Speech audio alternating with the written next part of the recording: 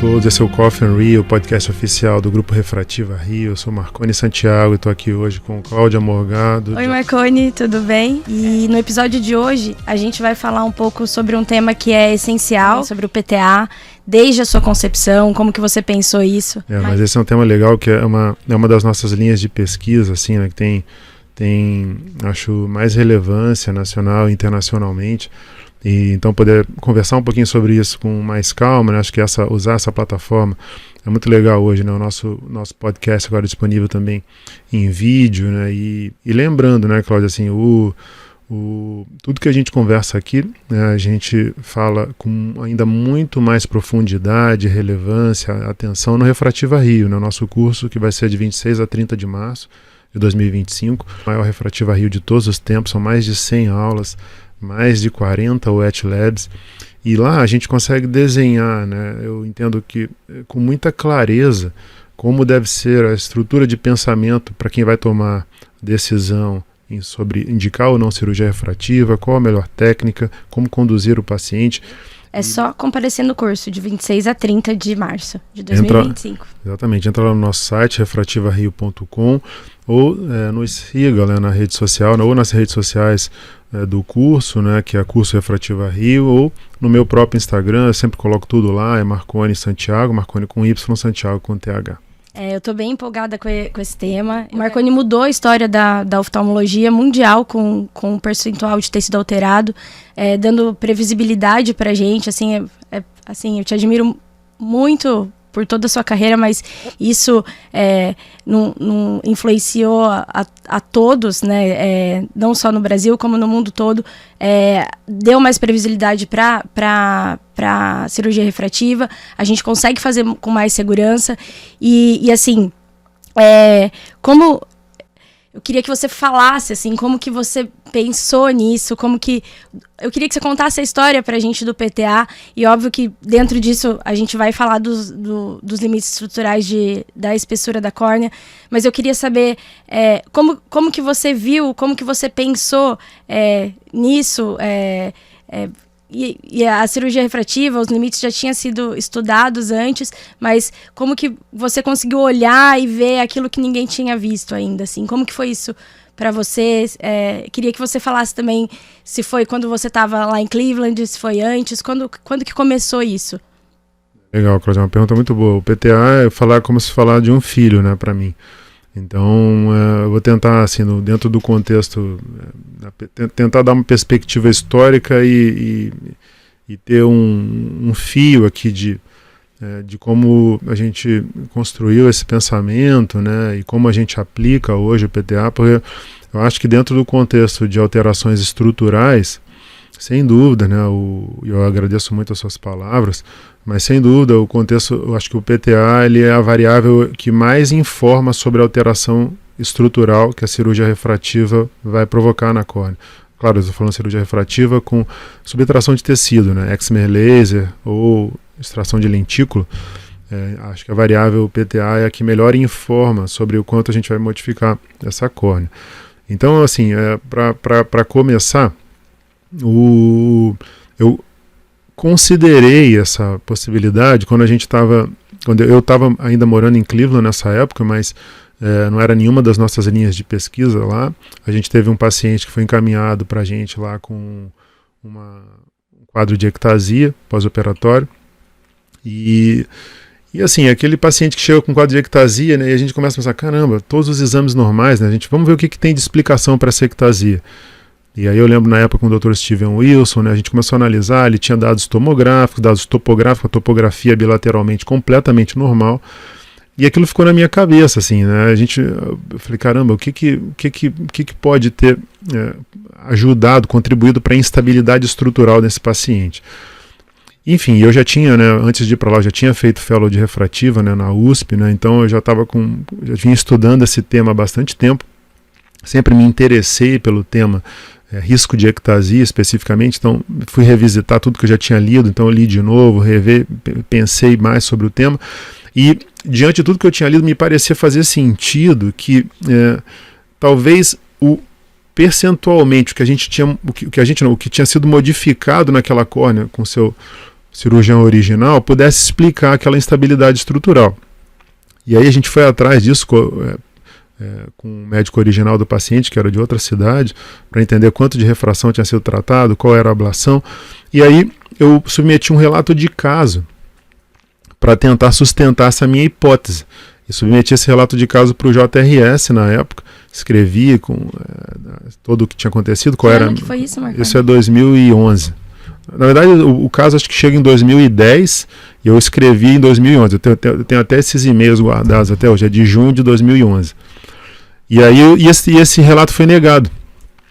Isso é interessante porque é até assim, acho que uma dica para quem está pensando em fazer pesquisa, né, que assim, você ter um trabalho negado, rejeitado, cara, faz parte, assim, sabe? Não deve ser algo que te, assim, tire as forças para você continuar seguindo em frente.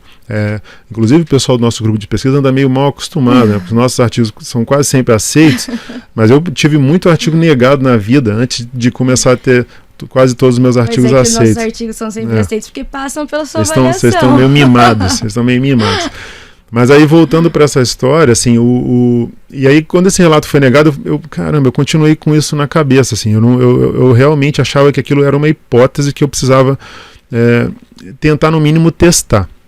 Então, o que eu fiz? Eu voltei um pouquinho no tempo, lá nessa época, eu tive a sorte de ter gente lá muito empenhada em pesquisa, né? E nessa época eu estava pesquisando algumas variáveis estruturais, né, do que a gente chama de variáveis biomecânicas, eram derivadas do aparelho ORA na época, né?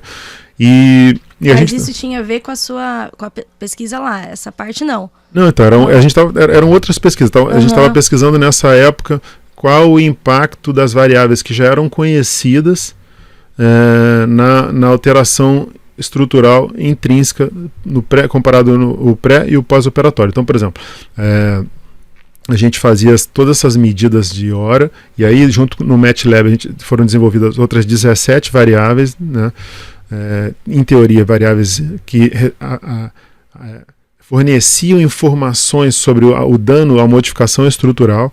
E aí eu pedi, olha, eu queria fazer um estudo especificamente com essas variáveis, mas eu queria ver uma coisa diferente. Eu queria ver primeiro o delta, eu não quero ver o valor final dessas variáveis, eu quero ver o delta, quanto elas modificaram, e quero correlacionar esse delta, essa modificação, com variáveis pré-operatórias que eu tenho. Então, espessura de flap, espessura da córnea, profundidade de ablação, e uma nova aqui que eu quero propor, que é o percentual de tecido alterado. E aí, nesse estudo, quando a gente avaliou o delta a modificação que aconteceu em cada uma dessas variáveis biomecânicas que a gente comparou em pacientes submetidos à cirurgia para miopia, então a gente sabia que tinha tido alteração de tecido, né? Fiz subtração de tecido, já que todos eram pacientes miópicos, ablação e remoção de tecido na área central. Então a gente viu essas variáveis biomecânicas no pré e no pós. Então eu correlacionei o delta de cada uma dessas variáveis, a modificação que aconteceu em cada uma dessas variáveis, com essas informações pré-operatórias, incluindo essa nova que eu queria saber, sobre a qual eu queria saber, que era o PTA. E aí, para nossa surpresa, a variável que se correlacionou de maneira significativa com o maior número de deltas foi o PTA, mas disparado, assim. Um número, assim, o PTA se correlacionou assim, com 10 variáveis e as outras no máximo com uma ou outra. E, além disso, nesse mesmo ano, com esse estudo... Desculpa te interromper, mas como que você pensou no PTA? Porque então você já colocou no trabalho o percentual de tecido alterado, assim, e isso você já tinha pensado no cálculo matemático disso? Já. Então, bom, eu sempre acreditei, para pensar nessa equação, que havia uma relação integrada entre a espessura do flap, a profundidade que eu iria tratar, então a profundidade de ablação, que tem correlação com o grau que a gente vai tratar, e a espessura de córnea do paciente.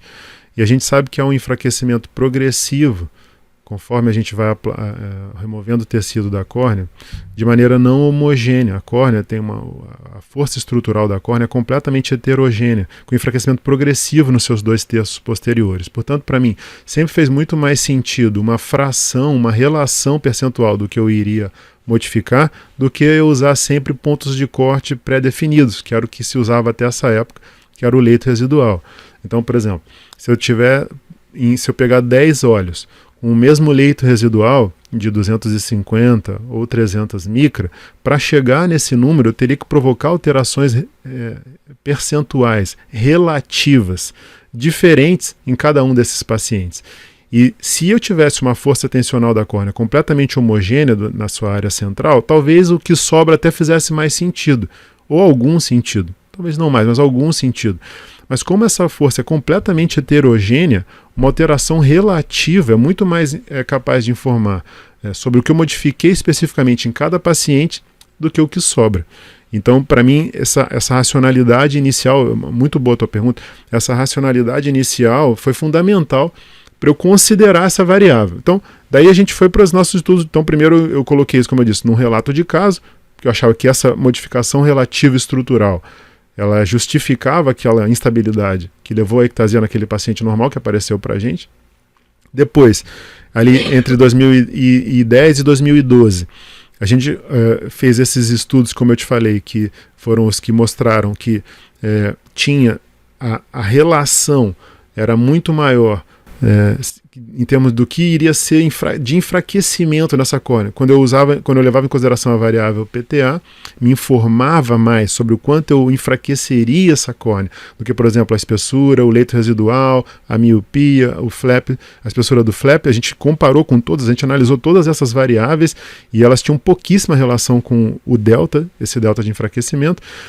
E depois, como eu disse, nesse mesmo ano, a gente ainda fez um outro estudo que eu acho que foi interessante em termos de racionalidade, foi esse outro estudo com o David, onde a gente viu,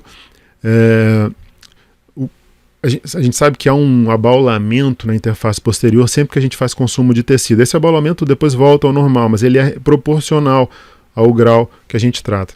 E a gente também correlacionou ali com o delta, até nesse estudo a gente chama de outro nome, né, como eu não era o primeiro autor, eu só pedi para incluir essa variável ali. Nesse estudo a gente chama de percentual de tecido severed, ao invés de altered. Desculpa, mas você já estava muito confiante com essa variável. Não, assim. Veja, mas então, eu até assim, Cláudio, ontem eu até estava falando sobre isso, né, na defesa de um aluno. Um pesquisador, eu acho que a gente tem que ter sempre muito cuidado com isso, assim, para a gente não entrar num viés de confirmação. Sim. Então a tua colocação é muito boa. Assim, eu na verdade, eu sempre fui muito assim, responsável e até de alguma maneira meio frio, meio cético com tudo isso. Eu achava que tinha uma hipótese, então nesse momento eu queria testar a potência eventual de racionalidade dessa hipótese. Então assim, podia nesse momento ver que não fazia sentido e está tudo bem. Uhum. Eu acho que a gente não pode assim, ficar muito apaixonado pelas coisas. Assim. Você tem que ser mais, no ponto de vista do cientista, né? Você sabe, eu gosto muito de filosofia nesse sentido, né? Sim. E tem dois filósofos que eu acho que talvez valem a pena ser citados aqui. Um, que na verdade é um cientista do comportamento, que mais no final da vida teve um comportamento mais de filósofo, que é o Philip Tetlock, que diz que quando a gente fala, a gente tem o risco de assumir 3 comportamentos, né? A gente pode simplesmente pregar sobre um assunto, independentemente dele ser real ou não. A gente pode assumir um comportamento de advogado, onde você encontra brechas naquela outra pessoa que está argumentando contra você e quer ir lá acabar com cada um daqueles argumentos. Ou você pode assumir um modo político, onde você vai simplesmente falar para agradar a plateia. Eu gosto do modo cientista, que não é nenhum deles, onde a gente entra em ciclos de repensamento o tempo todo. Eu preciso atualizar o que eu penso, eu preciso ter, isso é muito importante, eu preciso ter dúvidas sobre o que eu acredito, preciso atualizar meus pensamentos diante de novos achados e pensar assim, eu acho que é o modelo mais adequado para quem se considera cientista. Então, assim, eu tinha uma hipótese e queria testá-la. É claro que hoje, né, olhando tantos anos depois, sim, hoje eu tenho assim, uma certeza científica do que a gente investigou ali. Mas naquele momento, assim, honestamente, o que eu queria era investigar. Então a gente acabou nem saindo com o nome que você... Nesse artigo. E aí de 2012, nesse artigo a gente viu que a variável PTA era a que mais tinha relação com esse bulge, né, com esse abaulamento na interface posterior. Então aí a gente já tinha um relato de caso de onde veio a minha hipótese e 2 estudos científicos publicados. Os 2 estão publicados no JCRS, onde a gente viu que a variável PTA era a que mais se correlacionava com substitutos com variáveis que informavam sobre o enfraquecimento da córnea, ou variáveis de biomecânicas ou variáveis de abaulamento de interface. Bom, então a partir daquele momento eu tinha uma racionalidade. Então, olha, essa variável aqui, além da minha hipótese, tem uma racionalidade, vale a pena eu pesquisar.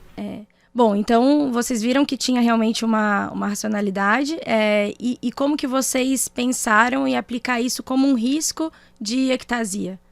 Essa é uma boa pergunta, porque diferente do que tinha acontecido com o leito residual, que é meramente uma suposição, né, baseada em relatos de caso, aqui, como eu falei, primeiro a gente tinha uma hipótese, depois uma racionalidade que foi avaliada em olhos míopes, que foram submetidos à cirurgia refrativa e que ficaram bem, né, como eu falei, a gente só usou a variável para entender como que era o impacto dela no enfraquecimento estrutural dessas córneas, mas podia ser que a gente não encontrasse relação com risco. Então, para estudar o risco, a gente tem que desenhar um estudo específico para isso. A gente, como tem 2 modelos de estudo para isso, né? Se se você está estudando um evento adverso muito prevalente, você pode fazer um estudo de coorte, mas se é um evento adverso raro, o melhor é estudar através de caso controle.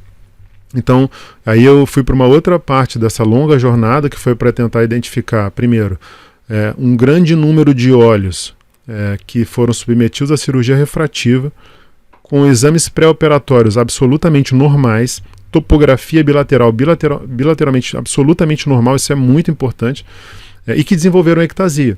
E aí comparar isso com um grupo controle de pacientes também normais, que foram submetidos à cirurgia refrativa e que não desenvolveram ectasia. Como eu disse, por ser felizmente, né, uma condição adversa bastante rara, o grupo controle é o melhor caminho. Em condições raras, se você for fazer um grupo coorte, você precisaria de um número imenso de olhos. Sim.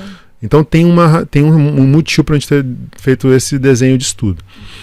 E outro ponto que é legal lembrar, Cláudia, assim, é que ter eliminado o viés topografia, né, nesse início, para fazer esse desenho de caso controle, foi fundamental para entender o impacto de uma nova variável. Se eu incluo a topografia anormal nesses estudos, eu perderia o valor real e seria praticamente impossível encontrar um ponto de corte para isso. Então o que a gente fez?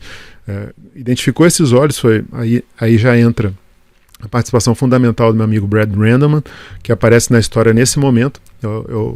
Eu fui atrás de vários casos de ectasia com topografia normal, né, me reuni com ele, a gente conversou sobre isso a primeira vez, eu e ele, em 2013, para mostrar esses dados e para, enfim, começar essa parte do estudo. E ele foi, como sempre, bastante receptivo, hoje é um grande amigo meu, né, você sabe. E a gente conseguiu, depois de muito tempo, encontrar um grande número de olhos, fez as comparações adequadas. O primeiro achado foi que, realmente, em média, os pacientes que tinham topografia normal e tinham desenvolvido ectasia tinham, em média, um PTA significativamente mais alto do que os pacientes com grupo controle. Mas, obviamente, isso não é suficiente para determinar um fator de risco. Depois a gente fez os estudos com risco relativo e vimos que o PTA tinha um risco relativo altíssimo, que não incluía o 1 no intervalo de confiança. Então, por definição, um alto PTA era, naquele momento, reconhecido como um fator de risco para o evento adverso à ectasia. E até interessante que nessa mesma tabela onde a gente mostra o risco do PTA, o risco relativo do PTA, que é altíssimo, a gente mostra também que quando a gente eliminava a topografia da equação, a gente perdia de maneira considerável, como fator de risco isolado, tanto a miopia, a profundidade de ablação, como a espessura da córnea, como fatores de risco isolados. E considerando que eram os mesmos olhos, você vê que essas variáveis eram importantes na composição da equação do PTA, que eu vou falar de novo aqui para ficar claro como é a equação do PTA. É a espessura do flap mais a profundidade de ablação, tudo isso em micra, dividido pela espessura da córnea, ou a espessura central, ou o ponto mais fino, se você tiver disponível. O que eu acho fantástico é que é uma fórmula muito simples. Muito simples, dá para calcular muito de cabeça. Fácil de fazer. E lembrar que na profundidade de ablação, a zona ótica está inclusa, né? Sempre que a gente calcula a profundidade de ablação, você já inclui o valor, a zona ótica, ela muda, né, o cálculo da profundidade de ablação. Mas assim, então só para mostrar que assim, então nessa equação eu estou incluindo a espessura do flap, a profundidade de ablação, que é o grau do paciente, mais zona ótica, dividido tudo isso no numerador, dividido por um denominador que é a espessura de córnea. Então, o que eu estou dizendo é que nesse nosso achado, quando a gente avalia cada uma dessas variáveis, elas nem foram consideradas variáveis de risco isoladas, porque incluem o 1 no intervalo de confiança, está publicado lá no nosso artigo de 2014, que completa 10 anos esse ano, publicado no American Journal. Então é uma efeméride interessante também. Uhum. E mesmo assim, na composição relativa entre eles, a gente tinha uma outra variável, que é o PTA, que aí sim, nesse momento, quando a gente analisa o risco relativo, nesse nosso estudo de caso controle, e vê que é uma variável que tinha um valor altíssimo e que não incluiu no intervalo de confiança. Então, por definição, ali a gente tinha encontrado de verdade um fator de risco por evento adverso à ectasia. E aí, a gente usou uma ferramenta matemática para encontrar um ponto de corte, e essa ferramenta matemática é aplicada em diferentes áreas da medicina, né, para encontrar um ponto de corte, e a gente encontrou o ponto de corte de 40%, e então, a partir daquele momento, a gente sabia que a gente tinha uma hipótese, a gente tinha uma racionalidade, e aí, a partir daquela hora, que já é o nosso quarto estudo, né, a gente conseguiu ver que era sim, por definição, um fator de risco, e que tinha um ponto de corte usando uma ferramenta matemática que fazia sentido, que era maior ou igual a 40%. Os olhos, quando a gente aplicou, os olhos que desenvolveram a ectasia na nossa amostra, e que tinham um PTA maior ou igual a 40%, a gente viu que eram 99% dos olhos, e na mesma amostra, quando a gente aplicava, por exemplo, o leito residual, cerca de um valor muito baixo, cerca de acho que 8% só tinham um leito residual menor que 250 micra, e menos de 50% tinham um leito residual menor que 300 micra. Ou seja, se você tivesse respeitado o leito residual de 250, 92% desses olhos desenvolveram ectasia, e mais de 40%, se você tivesse respeitado o limite de 300 micra, desenvolveram ectasia com tudo normal. E todos eles tinham um alto PTA. Então, assim, nesse sentido, Cláudio, eu acho que a gente não parou por aí, né? Nosso estudo, na sequência, a gente foi querer entender qual era o papel da topografia alterada nesse grupo, nesse contexto. E isso você já estava no Brasil, né? 2014 você já tinha voltado. Isso, daí eu volto para o Brasil em 2012, eu fiquei em Cleveland de 2009 a 2012, eu voltei para o Brasil e continuei, né? Com os estudos lá, assim. Essa parte já foi feita aqui no Brasil mesmo. Uhum. Então, continuei com os estudos aqui no Brasil, e esse foi por já tinham 2 anos, eu estava aqui de volta ao Brasil em 2014. Depois, na sequência, a gente publica em 2015, analisando o papel da topografia alterada, a gente mostrou claramente que se a gente inclui a topografia, quanto mais alterada a topografia, a gente dividiu em 3 grandes grupos: topo normal, topo minimamente alterado e topo altamente alterada, numa definição matemática de IS. E a gente viu que quanto maior a alteração, menores seriam os valores de PTA relacionados à ectasia, que não tinham, era impossível matematicamente encontrar um ponto de corte. Então, nesse sentido, eu gosto de ressaltar que se a gente pensa em utilizar a variável PTA, eu preciso que essa topografia esteja bilateralmente normal. Para usar as robustas ferramentas matemáticas que a gente usou, trazendo componentes matemáticos de outras áreas, como eu falei, fazendo um desenho de estudo adequado para encontrar hipóteses, racionalidade e realmente evidência. Isso é aplicado ao paciente com topografia da córnea bilateralmente normal. Se o paciente tiver qualquer alteração topográfica, qualquer PTA pode levar a ectasia, qualquer remoção, qualquer alteração de tecido pode levar a ectasia, porque por definição essa córnea já é mais fraca do ponto de vista estrutural, já que ela tem uma doença ali comprovada pela topografia. E o PTA é um fator de risco. E o PTA, esse é um ponto importante também, ele não é uma métrica de avaliação de doença. Portanto, métricas como sensibilidade, especificidade não se aplicam. O PTA é um fator de risco. O que se aplica aqui são medidas de fatores de risco. Você pode encontrar maior ou menor prevalência, mas ter ou não ter um fator de risco não significa que você vai desenvolver ou não vai desenvolver o evento adverso, mas sim que você tem mais chances de desenvolver aquele evento adverso. Esse é um ponto que, cientificamente falando, é importante para quem vai aplicar e vai entender sobre essa variável. Então, por exemplo, se alguém disser alguma coisa, mas a sensibilidade é isso, ou a especificidade é aquilo do PTA, não se aplica. Não estou tentando identificar uma doença. Especificidade, sensibilidade é quando eu estou tentando diagnosticar uma doença. Estou falando de córneas normais, eu estou falando de um fator de risco. Portanto, quando ele está presente, a chance do evento adverso acontecer é maior, e se ele não está presente, é menor. E aí, eu não quero atrapalhar o seu cronograma aí de perguntas, mas assim, só para fazer o gancho, né, diante da natureza de uma cirurgia absolutamente elegível, como é a cirurgia de excimer laser, se você tem uma variável, um fator de risco, que é modificável, como o PTA, por exemplo, aplicado ao LASIK, acho que faz bastante sentido eu me inclinar em direção a uma outra opção, que é o PRK, ablação de superfície. A gente sabe hoje, Cláudia, que assim, se eu faço ablação de superfície, a gente publicou sobre isso também, acho que 2021, se eu faço ablação de superfície num olho que teria sido considerado de alto risco pelo PTA, os resultados são excelentes. Eu faço um PRK com mitomicina nesse grupo e os resultados são excelentes, altamente previsíveis e altamente seguro. Assim,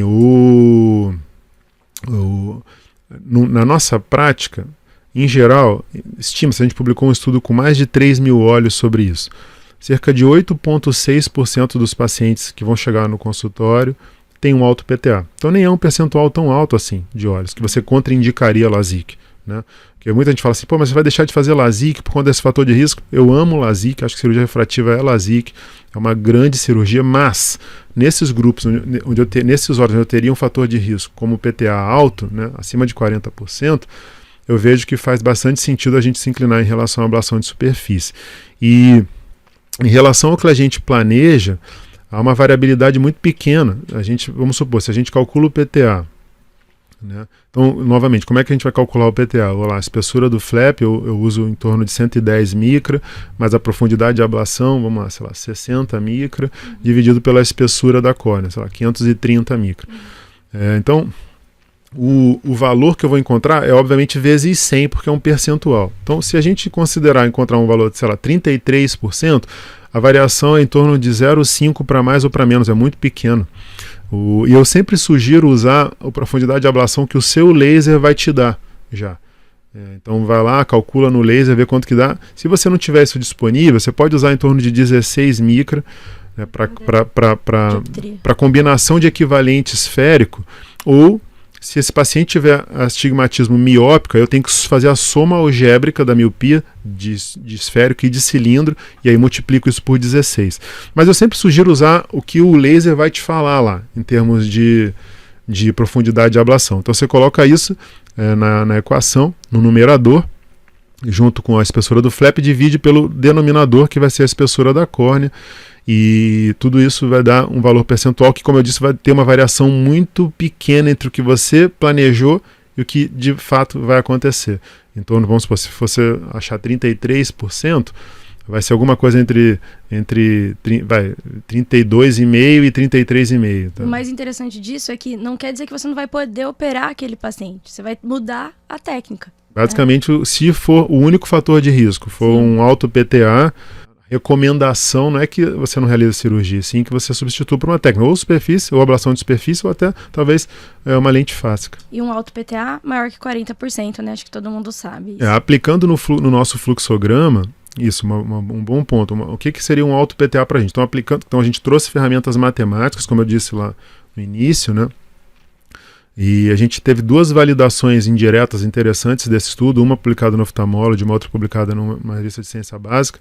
A de ciência básica foi pelo grupo do Dr. William Dupes, mostrando que a variável PTA tinha uma correlação muito maior com a força, com a alteração tensional provocada na córnea do que, por exemplo, o leito residual.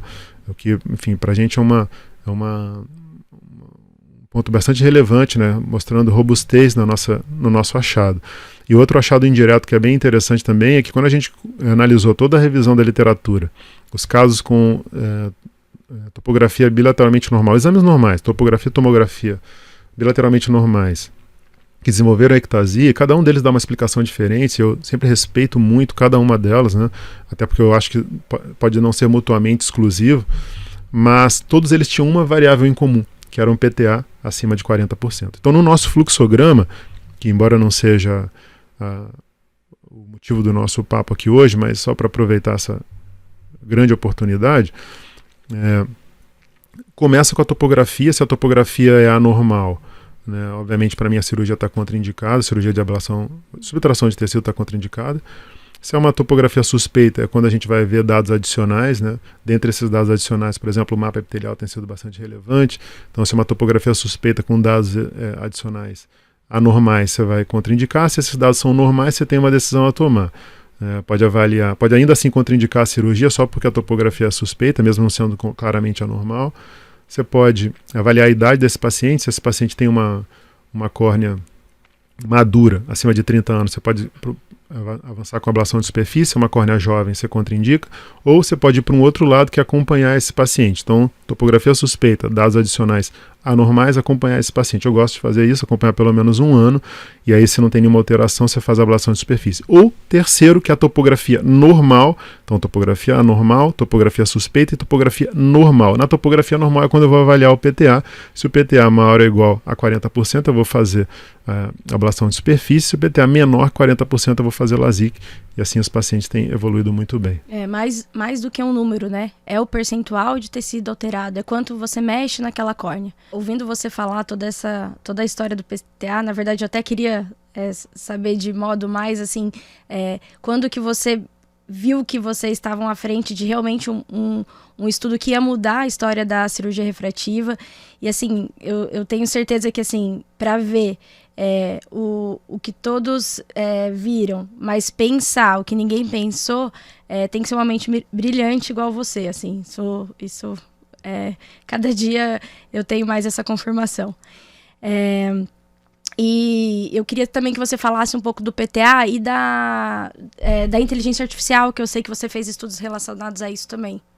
Legal, assim, eu agradeço o que você coloca, Cláudia. Assim, eu acho que a beleza do PTA, na verdade, assim, está exatamente na sua simplicidade, no fato de fazer sentido, no fato de ser minimamente responsível a variações que a gente tem em espessura de flap, espessura de córnea e na ablação do paciente, de tudo isso combinado em uma variável só, de o fato de ser uma variável em percentual que dá uma resposta muito mais individualizada para cada paciente do que um ponto de corte aplicado a todos eles. E assim, não é a minha opinião, né? É um achado científico, né? Então, assim, esse é um ponto mais importante. Fiquei muito feliz que em 2015 o PTA foi reconhecido pela Academia Americana como um fator de risco realmente, né? E passou a entrar ali nos anais da Academia Americana, né? Como uma ferramenta útil. Obviamente, né? Vai além do que a gente sonhou na vida, né? Isso para mim foi um reconhecimento incrível. E como você falou, a gente não parou por aí. A gente desenvolveu uma ferramenta de inteligência artificial que hoje está disponível gratuitamente, né? Quem quiser ter acesso, basta me chamar lá no meu Instagram. Uma ferramenta que a gente desenvolveu junto com a Kunumi, basta a pessoa entrar lá no site. E a gente desenvolveu, foi legal porque a gente fez um modelo de inteligência artificial, de aprendizado de máquina, onde a gente usou as variáveis que a gente já conhecia, usei lá meus recursos e conhecimento matemático para criar outras variáveis, que a gente chamou de engenharia de recursos, junto com a Daniela, que me ajudou muito na parte de inteligência artificial. Então eu juntei meus conhecimentos matemáticos, conhecimentos dela de inteligência artificial. A gente desenvolveu 2 novas variáveis, uma que a gente chamou de derivativa de PTA e uma outra que é bem legal, que eu chamei de valor ponderado da idade. Você sabe que isso eu tinha desenvolvido em 2015, estava lá guardado, mas com a inteligência artificial a gente conseguiu encontrar conexões não óbvias entre essas variáveis. E eu chamei essa de valor ponderado da idade. Para mim, por exemplo, a diferença entre 20 e 30 anos não é uma diferença só de 10, é diferente isso. Então, daí a gente usou esse valor ponderado da idade, e aí tudo junto criou essa equação de risco, né, baseada em inteligência artificial. E aí hoje a pessoa ela pode entrar na plataforma, basta ela informar espessura do flap, espessura da córnea, a profundidade de ablação, tudo isso em micro, a idade do paciente em anos, a gente converte tudo isso, coloca na nossa equação e dá para o paciente o quanto a gente tem de risco naquele caso. Lembrando que se aplica novamente a caso de topografia normal, bilateralmente normal. E é legal que assim, o que a gente viu principalmente com essa ferramenta, que com o PTA praticamente a gente já identificava todos os olhos que eram olhos de maior risco para ectasia. Mas com essa ferramenta a gente conseguiu pegar alguns dos olhos que seriam considerados de alto risco e trazer de volta para baixo risco. Então, assim, tornou essa análise ainda mais, na minha visão, né, ainda melhor, ainda mais pormenorizada, com aplicação clínica muito boa. Mas o PTA, de novo, assim, por si só, que é super simples, né, isso é uma das coisas que eu acho legal dessa variável, é uma variável super simples, com aplicação no dia a dia, basta você usar a sua cabeça, não precisa nem de um aparelho, né, para comprar. Então, acho que esse é um dos pontos legais, assim, sobre essa descoberta. Mas, assim, baseado na relevância epidemiológica, quando você vai analisar uma córnea pela espessura, eu sei que sempre você vai ver o PTA, mas tem um limite ali de espessura que você vai respeitar, baseado nos dados populacionais, ou porque é menos raro isso, e se tem alguma racionalidade para isso? Eu sabia que você ia vir com essa pergunta. O pessoal gosta de perguntar de um número, então um limite para... Mas assim, de verdade, para mim, o mais importante, né, na maneira de entender o impacto da espessura é como denominador, Cláudia, do PTA. Assim, como eu te falei, quando a gente tira a topografia da equação, eu vou falar um número para vocês ficarem tranquilos, vou falar um número.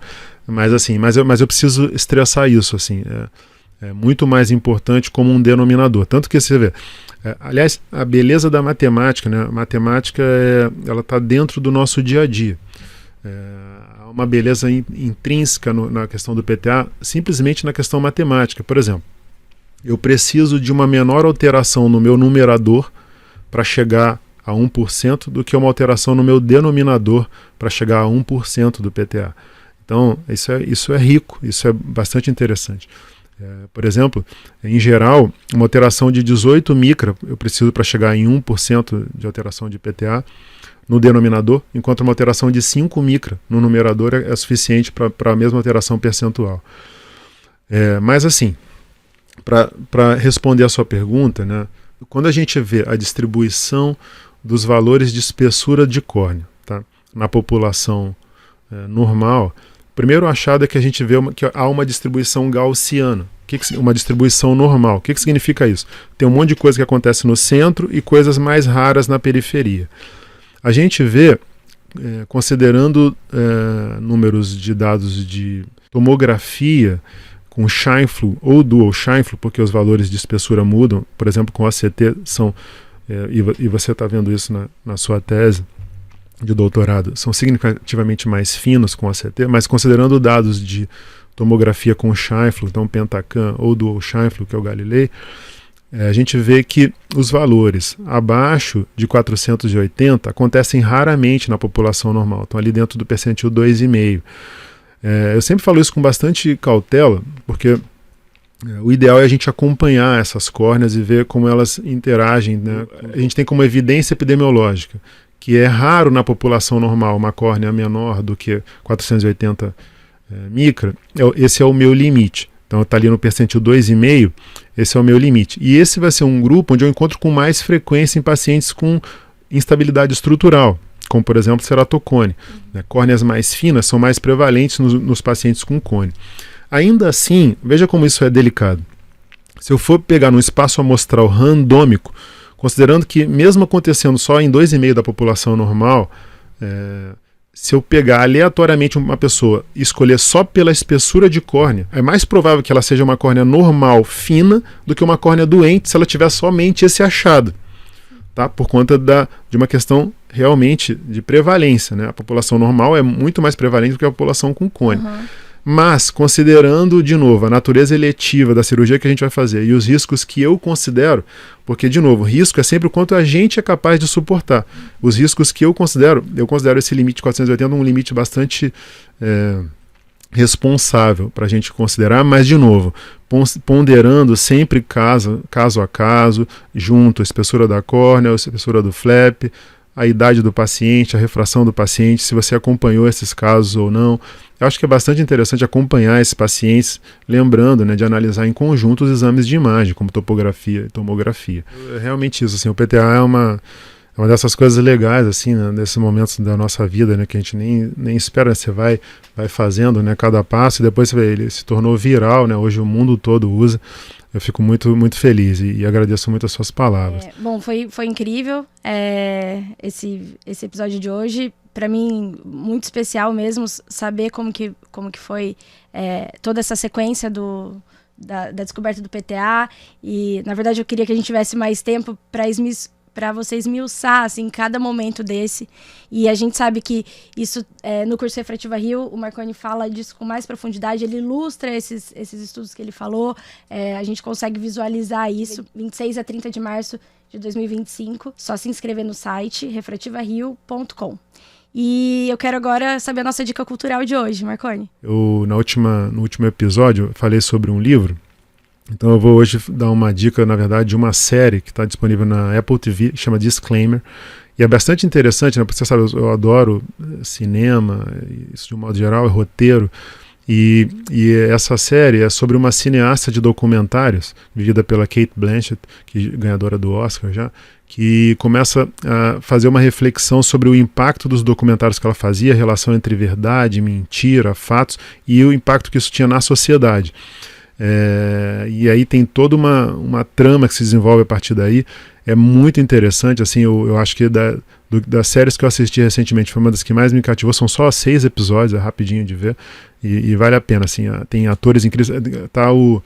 Além da Cate Blanchett, que está brilhante, tem o Sacha Baron, que todo mundo conheceu como Borat, e fazendo um papel com aquela figura caricata, fazendo um papel aqui dramático, muito bem feito, vale a pena assistir.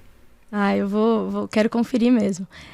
Marconi, muito obrigada. Só antes, quem dirige essa série é o Alfonso Cuarón, que é um cineasta bastante premiado. Eu conheci o trabalho do Cuarón em 2002, que ele foi um dos editores associados ali do Cidade de Deus, que para mim é o maior filme brasileiro de todos os tempos, o filme do Fernando Meirelles, né, é incrível. Incrível. E ele estava ali na coprodução do Cidade de Deus, e ele dirigiu, ganhou o Oscar por melhor filme estrangeiro por Roma. Roma é um filme meio autobiográfico dele, é um filme todo preto e branco, que Roma é um bairro na cidade do México, e ele ganhou, então, é uma direção também com a assinatura do Alfonso Cuarón, então é uma série Disclaimer, vale a pena assistir. Legal, já vou pôr na minha lista ali. E eu acho que a gente finaliza mais um episódio do Coffee and Real. E hoje, esse episódio tão especial, falando um pouco mais sobre os limites estruturais da cirurgia refrativa, você falando um pouco mais sobre o PTA. E eu acho que esse episódio ilustra o porquê que você gosta tanto de se preocupar com o que as pessoas vão aprender, né? Eu acho que o PTA tem tudo a ver com isso, o curso tem tudo a ver com isso. Assim, você tem genuinamente em você querer passar esse conhecimento pra gente. Isso é incrível. Legal, Cláudia. Fico muito, muito feliz com suas palavras e queria agradecer também a atenção de todos. Esse foi o nosso Coffee and Real de hoje, disponível nas principais plataformas de podcast, agora disponível também em vídeo, através do Spotify, e espero que vocês tenham gostado.